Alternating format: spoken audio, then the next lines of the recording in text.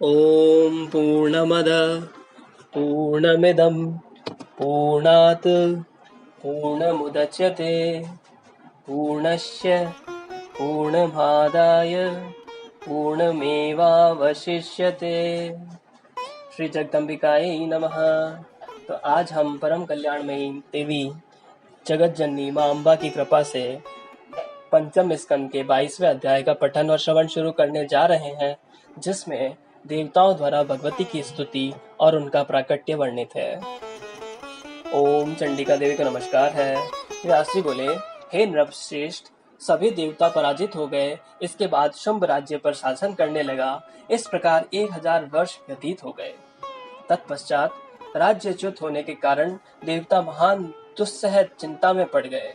दुख से व्याकुल हुए वे देवता गुरु बृहस्पति से आदर पूर्वक यह पूछने लगे, हे गुरु, अब हम क्या करें? आप हमें बताएं। आप सर्वज्ञ महामुनि हैं। हे महाभाग, दुख की निवृत्ति का उपाय भी तो होता है। हजारों ऐसे वैदिक मंत्र हैं जो उपचारों से परिपूर्ण हैं और सभी मनोरथ पूर्ण करने वाले हैं। सूत्रों ने उनका भली भांति निदर्शन भी किया है। सभी वांछित फल प्रदान करने वाले अनेक प्रकार के यज्ञ भी बताए गए हैं। हे मुनि, आप उनका अनुष्ठान कीजिए, क्योंकि आप उनकी क्रिया विधि को भली भांति जानते हैं। शत्रुओं के विनाश के लिए वेद में जैसा उपाय बताया गया है, अब आप विधि पूर्वक उसका अनुष्ठान कीजिए, जिससे हमारे दुख का पूर्ण रूप से नाश हो जाए। हे आंगिरस, दानवों के विनाश के लिए आप अपनी बुद्धि के अनुसार आज ही अभिचार कर्म आरंभ करने की कृपा कीजिए। बृहस्पति बोले, हे देवराज, वेदों में बताए गए सभी मंत्र प्रारब्ध के अनुसार ही फल प्रदान करने वाले हैं। ये स्वतंत्र नहीं हैं और अकेले फल प्रदान नहीं कर सकते। उन मंत्रों के देवता तो आप ही लोग हैं। जब आप लोग स्वयं समय के फेर से कष्ट में पड़े हुए हैं, तो मैं कौन सा उपाय करूं? यज्ञ कर्मों में इंद्र, अग्नि, वरुण आदि की पूजा की जाती है और वे आप सब देवता ही स्वयं विपत्ति भोग रहे हैं, तब यज्ञ क्या ही कर सकेंगे। अवश्यम भावी घटना का कोई प्रतिकार नहीं है, फिर भी संकट से बचने के लिए उपाय तो करना ही चाहिए। यह शिष्ट पुरुषों का उपदेश है। कुछ विद्वान कहते हैं कि देव सबसे बलवान होता है और उपायवादी लोग देव को निरर्थक बताते हैं, किंतु मनुष्यों के लिए देव और उपाय दोनों ही आवश्यक माने गए हैं। मात्र देव का आश्रय लेकर कभी भी बैठे नहीं रहना चाहिए। अपनी बुद्धि से विचार करके सम्यक रूप से प्रयत्न करने में तत्पर हो जाना चाहिए। इसलिए भली भांति बार बार सोच विचार कर मैं आप सभी को उपाय बता रहा हूँ। पूर्व काल में जब भगवती जगदम्बा ने आप लोगों पर प्रसन्न होकर महिषासुर का वध कर दिया था, उस समय आप लोगों के स्तुति करने पर उन्होंने ये वरदान दिया था, आप लोगों के स्मरण करने पर मैं सदा आप लोगों की विपत्ति दूर करूंगी। हे देवेश्वरों, जब जब आप लोगों पर देवजन्य आपदाएं आए, तब तब आप देवतागण मेरा ध्यान कीजिएगा। स्मरण करते ही मैं आप लोगों को बड़ी ही से बड़ी विपत्तियों का नाश कर दूंगी। अतः अब आप लोग परम रमणीक हिमालय पर्वत पर जाकर प्रेम पूर्वक भगवती चंडिका की आराधना कीजिए। आप लोग माया बीज के विधान के ज्ञाता हैं, उसी के पुष्चरण में तत्पर हो जाइए। मैं जानता हूँ कि इस अनुष्ठान के प्रभाव से वे भगवती प्रसन्न हो जाएंगी। अब आप लोगों के दुख का अंत दिखाई पड़ रहा है, इसमें संदेह नहीं है। मैंने सुना है कि वे भगवती उस हिमालय पर्वत पर सदा विराजमान रहती है। उनकी स्तुति तथा विधिवत पूजा करने पर वे शीघ्र ही आप लोगों को वांछित फल प्रदान करेंगी। अतः हे देवताओं, आप लोग दृढ़ निश्चय करके हिमालय पर्वत पर जाइए। वे भगवती आप लोगों का कार्य अवश्य सिद्ध करेंगी। व्यास जी बोले, हे महाराज, उनका वचन सुनकर देवता हिमालय पर्वत चले गए। वहां देवी के ध्यान में लीन होकर एकाग्र मन से निरंतर माया बीज मंत्र का जाप करते हुए उन सब देवताओं ने भक्तों के लिए अभयदायिनी महामाया भगवती को प्रणाम किया और पूर्ण भक्ति से युक्त होकर स्तोत्र मंत्रों से वे इस प्रकार उनकी स्तुति करने लगे। हे विश्वेश्वरी, हे प्राणियों के स्वामिनी, सदा आनंद रूप में रहने वाली तथा देवताओं को आनंद प्रदान करने वाली, हे देवी, आपको नमस्कार है। दानवों का अंत करने वाली, मनुष्यों की समस्त कामनाएं पूर्ण करने वाली तथा भक्ति के द्वारा अपने रूप का दर्शन देने वाली, हे देवी, आपको नमस्कार है। हे आदि देव स्वरूपिणी, आपके नामों की निश्चित संख्या तथा आपके इस रूप का कोई भी नहीं जान सकता। सब में आप ही विराजमान हैं। जीवों के सृजन और संहार काल में शक्ति स्वरूप से सदा आप ही कार्य करती हैं। आप ही स्मृति, धृति, बुद्धि, जरा, पुष्टि, तुष्टि, धुति, कांति, शांति, सुविद्या, सुलक्ष्मी, गति, कीर्ति, मेधा और विश्व की पुरातन मूल प्रकृति हैं। आप जिस समय जिन स्वरूपों से देवताओं का कार्य संपन्न करती हैं, हम शांति के लिए आपके उन स्वरूपों को नमस्कार करते हैं। आप ही क्षमा, योग निद्रा, दया तथा विवक्षा इन कल्याणकारी रूपों से सभी जीवों में निवास करती हैं।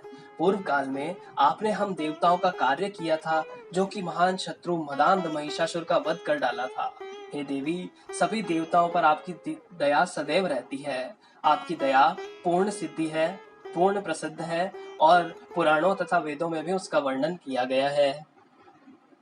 इसमें आश्चर्य की क्या बात, क्योंकि माता प्रसन्नता पूर्वक समक प्रकार से अपने पुत्र का पालन पोषण करती ही है। क्योंकि आप देवताओं की जननी हैं, अतः उनका सहायक बनकर एकाग्र मन से हम लोगों का संपूर्ण कार्य संपन्न करें। हे देवी विश्व वंदे, हम लोग न आपके गुणों की सीमा जानते हैं और न आपका स्वरूप ही जानते हैं। अतः रक्षा करने में समर्थ हे देवी, हमें केवल अपना कृपा मात्र मानकर आप भयों से निरंतर हमारी रक्षा करती रहें। यद्यपि बिना बाण चलाए, बिना मुष्टि प्रहार किए और बिना त्रिशूल, तलवार, बर्छी, दंड आदि का प्रयोग किए भी आप विनोद पूर्वक शत्रुओं का संहार करने में समर्थ हैं, फिर भी जगत के उपकार के लिए ही आपकी यह लीला दृष्टिगोचर होती है। आपका यह रूप सनातन है, इस रहस्य को अविवेकी लोग नहीं जानते हैं। हे माता, बिना कारण के कोई कार्य नहीं होता, अतः अनुमान और प्रमाण के आधार पर हम यही जानते हैं कि इस विश्व की रचना करने वाली आप ही हैं। ब्रह्मा सृष्टिकर्ता, विष्णु पालन करता और शंकर संहार करता रूप में पुराण में प्रसिद्ध हैं। किंतु क्या वे तीनों देव आपसे उत्पन्न नहीं हुए हैं? युग के प्रारंभ में केवल आप ही रहती हैं, अतः आप ही सबकी माता हैं।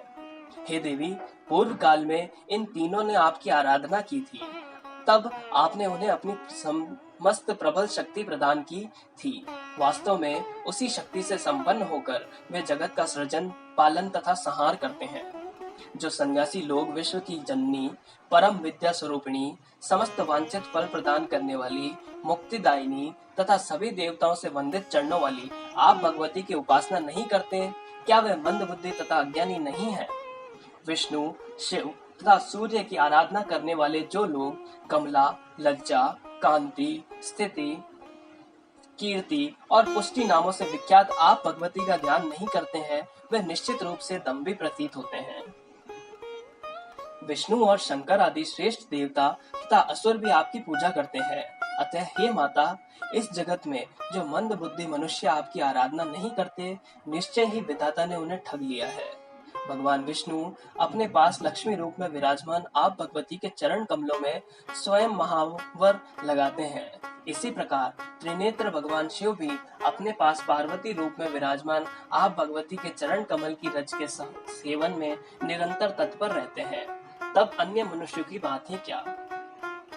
आपके चरण कमलों की आराधना कौन नहीं करते। घर गृहस्थी से विरक्त बुद्धिमान मुनिगण भी दया और क्षमा रूप में प्रतिष्ठित आप भगवती की उपासना करते हैं। हे देवी, जो लोग आपके चरणों की उपासना में संलग्न नहीं रहते, उन्हें निश्चय ही इस संसार रूप में अनाक रूप में गिरना पड़ता है। वे कुष्ठ, गुल्म और शिरो रोग से ग्रस्त रहते हैं, दरिद्रता तथा दीनता से युक्त रहते हैं और सुखों से सदा वंचित रहते हैं। हे माता, धन और स्त्री से रहित जो मनुष्य लकड़ी का बोझ ढोने और तृण आदि का वहन करने में लगे, उनके विषय में हम तो यही समझते हैं कि उन मंद बुद्धि मनुष्यों ने पूर्व जन्म में आपके चरणों की उपासना कभी नहीं की। व्यास जी बोले, इस प्रकार समस्त देवताओं की स्तुति करने पर अंबिका करुणा से ओतप्रोत होकर तुरंत प्रकट हो गई। उस समय वे भगवती रूप तथा यौवन से संपन्न थी। उन्होंने दिव्य वस्त्र धारण कर रखा था। वे अलौकिक आभूषणों से अलंकृत थी, दिव्य मालाओं से सुशोभित हो रही थी, दिव्य चंदन से अनुलिप्त थी, जगत को मोहित कर देने वाले सौंदर्य से संपन्न थी और समस्त शुभ लक्षणों से समन्वित थी। इस प्रकार अद्वितीय रूप वाली वे भगवती देवताओं के समक्ष प्रकट हुई। दिव्य रूप धारण करने वाली तथा विश्व को मोह लेने में समर्थ कामदेव को भी मोहित कर देने वाली वे भगवती गंगा में स्नान करने की अभिलाषा से पर्वत की कंधार से बाहर निकल गई। कोकिल के समान मधुर बोलने वाली भगवती प्रेम पूर्ण भाव से मुस्कुराकर स्तुति करने में संलग्न देवताओं से मेघ के समान गंभीर वाणी में कहने लगी। देवी बोली, हे श्रेष्ठ देवतागण, आप लोग यहाँ पर इतनी बड़ी स्तुति किस लिए कर रहे हैं? आप लोग इस प्रकार चिंता से व्याकुल क्यों हैं? मुझे अपना कार्य बताइए। व्यास जी बोले, भगवती का यह वचन सुनकर उनके रूप वैभव से मोहित श्रेष्ठ देवताओं का हृदय उत्साह से परिपूर्ण हो गया, जिससे वे प्रेम पूर्वक कहने लगे।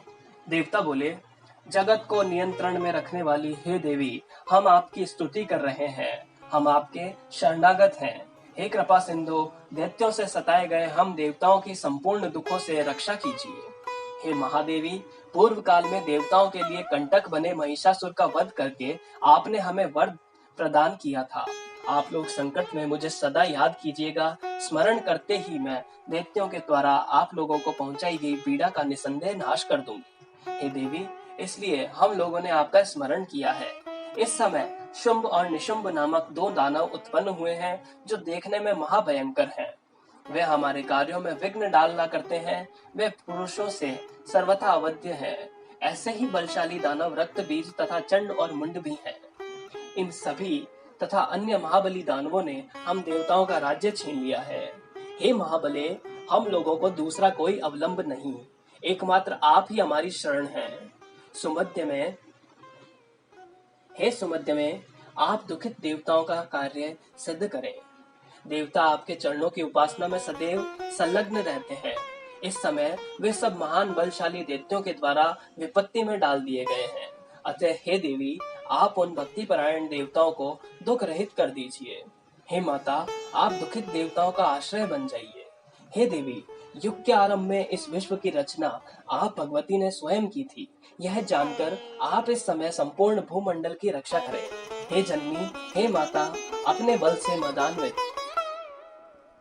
तथा अभिमान में चूर दानव जगत में लोगों को पीड़ित कर रहे हैं। इस प्रकार 18,000 श्लोकों वाली श्रीमद् देवी भागवत महापुराण संहिता के अंतर्गत पंचम स्कंद का देवों द्वारा देवी की गई आराधना का वर्णन नामक 22वां अध्याय ओम तत्सत